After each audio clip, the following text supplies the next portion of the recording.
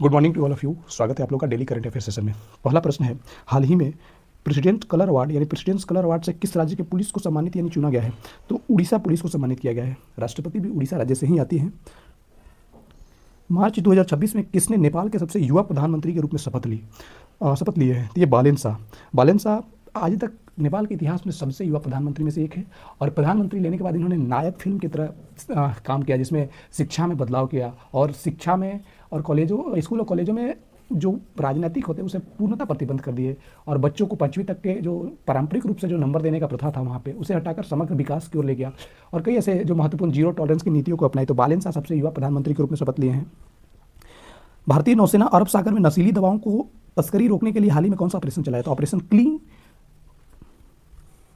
किस पड़ोसी देश के राष्ट्रपति ने हाल ही में घोषणा की कि 1 मई 2026 तक सभी भारतीय सैन्यकर्मी उसके देश से वापस चले जाएंगे? तो ये मालदीव के राष्ट्रपति हैं मोइजू। इनके द्वारा ये घोषणा किया गया कि 1 मई तक भारत के सभी सैन्यकर्मी यहाँ से वापस अपने देश चले जाएंगे, क्योंकि भारत और मालदीव के बीच संबंध कुछ पिछले सालों से यानी इनके सरकार में आने से खटपट चल रहा है। इसके चलते ये इन्होंने निर्णय लिया है और इनका कहना है कि हाँ, हमारे यहाँ जो सैन्य तकनीकी क्षमताओं का आदान प्रदान होना था वो हो चुका है। भारत और मालदीव के बीच कितने डिग्री चैनल अलग करता है? तो 8 डिग्री चैनल भारत और मालदीव के बीच अलग करता है। हाल ही में 5 अप्रैल को कौन सा राष्ट्रीय दिवस के रूप में मनाया गया?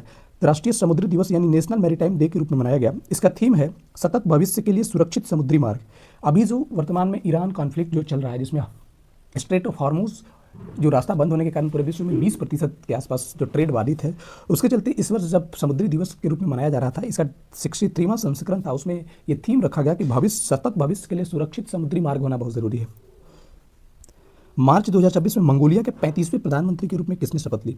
तो न्याम ओसोरिन उचराल। ये मंगोलिया के सबसे मंगोलिया में कौन से रेगिस्तान है? तो इसके बारे में आप कमेंट कीजिएगा। इसरो द्वारा अप्रैल 2026 में किस लॉन्च व्हीकल के माध्यम से कार्टोसैट 4 उपग्रह को लॉन्च करने की तैयारी है? तो ये 14 अप्रैल को ऑब्जर्वेटरी सैटेलाइट है। ये बेसिकली बादलों में भी पृथ्वी की रियल टाइम इमेज खींचने में सक्षम है। ये PSLV C-16 के द्वारा भेजने की तैयारी है।